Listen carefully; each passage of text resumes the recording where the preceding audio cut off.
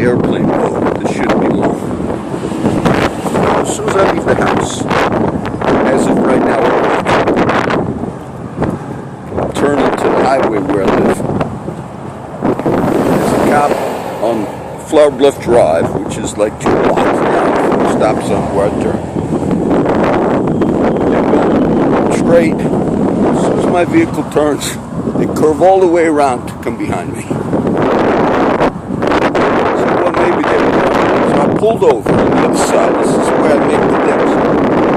I was going to stop and get out real quick. See if it comes right next to me. I really didn't have time to pull out the phone. It might have been the element. It might have been the element.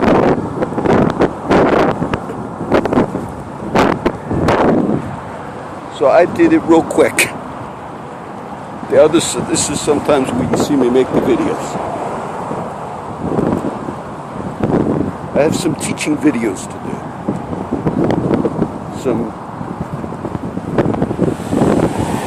important stuff.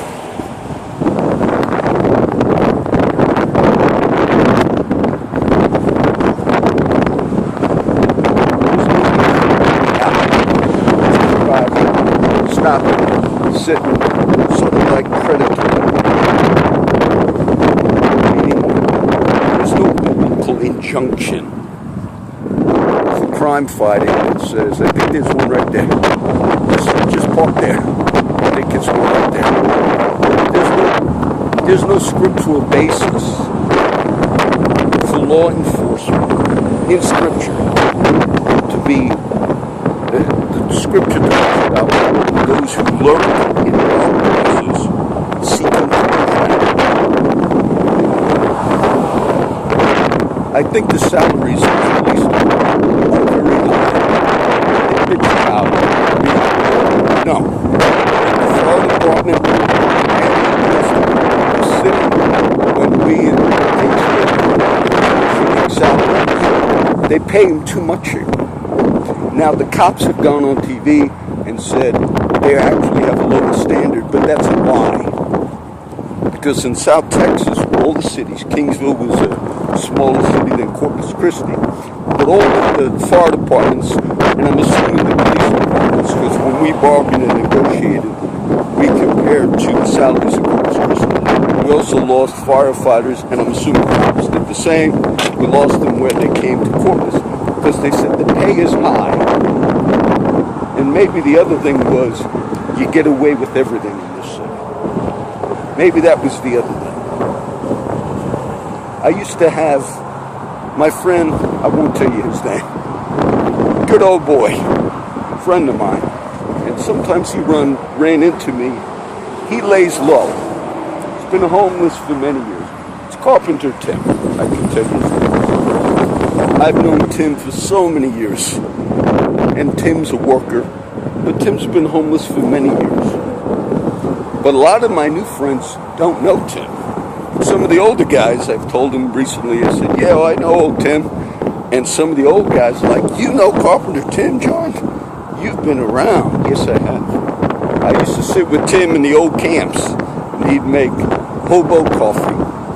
The guys that lived on the street, actually some of them used to camp in these areas.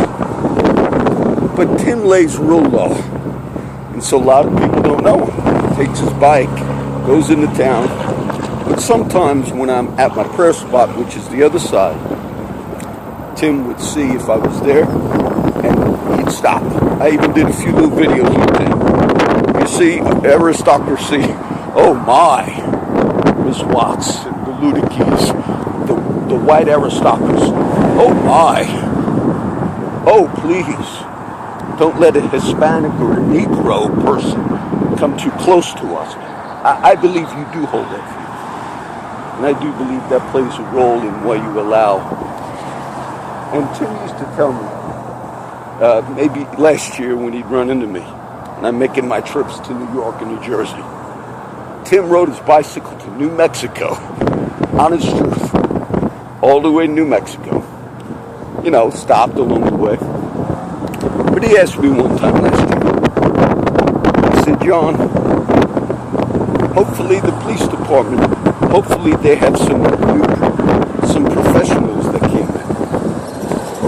And then he mentioned the name, I won't give you the name of that particular cop, but he said because those older guys, they were so unprofessional, yelling things out of the cop cars to homeless guys, got away with tremendous crimes in this region of Flower Bluff. And Tim didn't downgrade them, degrade them. He said, hopefully they got more professionals now on the department. You know, for a homeless friend of mine who spent a lot of years in the streets, but for him to have the understanding that the local leadership in this city absolutely have not done their jobs. And if you think the problems with your streets and roads, and you have a county, Nueces County, that is ranked second most corrupt in the U.S. You have national cases, flash bomb and everything else, and they just put a new lady in the council. I believe her name is Lindsay Opal. She had to fill the seat because Joe McComb, who was a council member, then became mayor. And I'm sure she's a good lady. I don't know much about her. But she made like a comment. And the NAACP and the black community actually said, I saw this on the news. They said, how come we have no black faces on that council? You have Hispanics, you have Anglos. Why couldn't you have put in? Because it was just someone that didn't run. They just nominated someone on their own to fill that seat. And they did have a rightful complaint. The minorities of this area, particularly the black minority, because you have Hispanics that do get represented. And one of the dirty secrets of South Texas is some of the racism that blacks have experienced. Some have come from other minority groups. A lot came from the Hispanic community. A lot of the black community complained about it. But when Lindsay Opal, the new commissioner, I think that's her name, when she got in, she was so excited. I have no bone to pick with her. And I guess she was politically active in the area. She said, oh, it's just so exciting now to be on the other side, to actually be in a position where I can, try to make change. And as I saw the excitement on her, and I recognize, though, that even good people that get these positions and all, when you deal with a criminal element within the department, a corrupt element within the county, recognized nationally, these people are just incapable. Some don't want to believe it exists, but they are incapable. When we have a city manager type government, sort of like Kingsville had, so you kind of let the city manager, now we do have a black woman there by the name of Margie Rose. Seems to be doing a fine job. But when you see, some of my homeless friends were shocked. Like, man, how could the cops get away with crimes, John? Honest. And they got away with it for so many years, as far as I know, still get away with it, because there's this intimidation factor. When you have a chief come in, Chief Markle or Chief whoever, and you are city council or whatever, there's like, oh, he's in a uniform. There's this assumption that there would be a level of integrity and righteousness behind that uniform and badge. And then when you see those in that uniform and badge, where there's a shooting in the black kid, Castillo, whatever, then there's like a shock.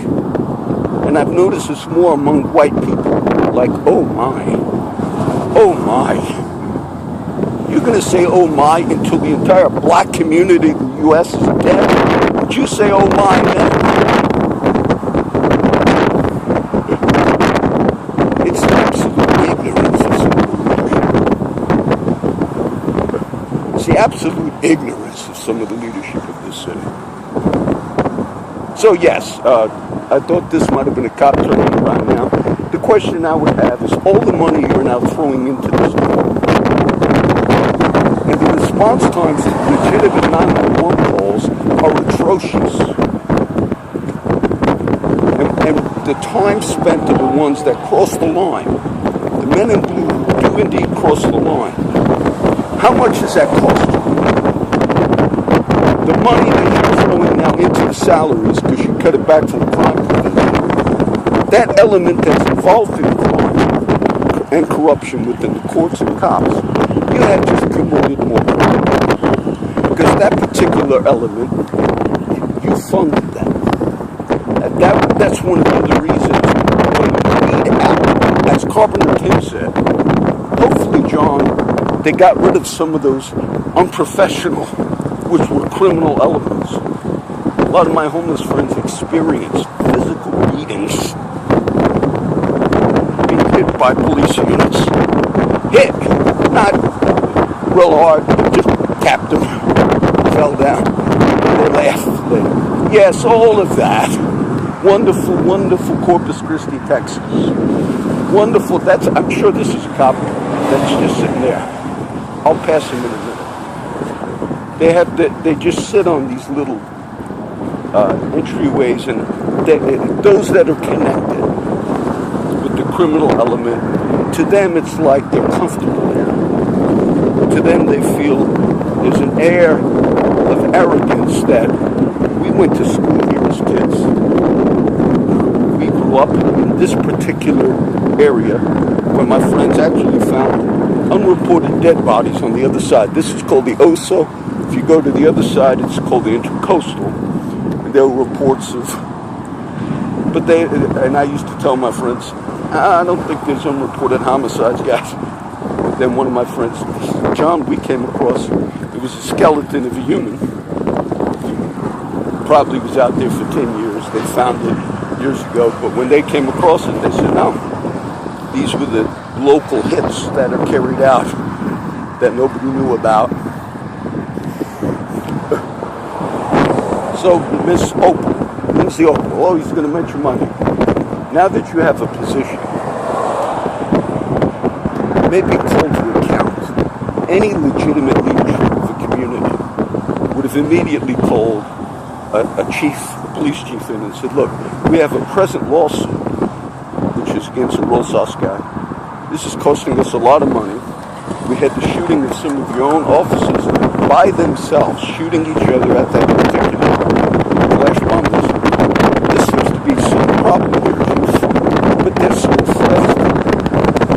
They see a man in a badge.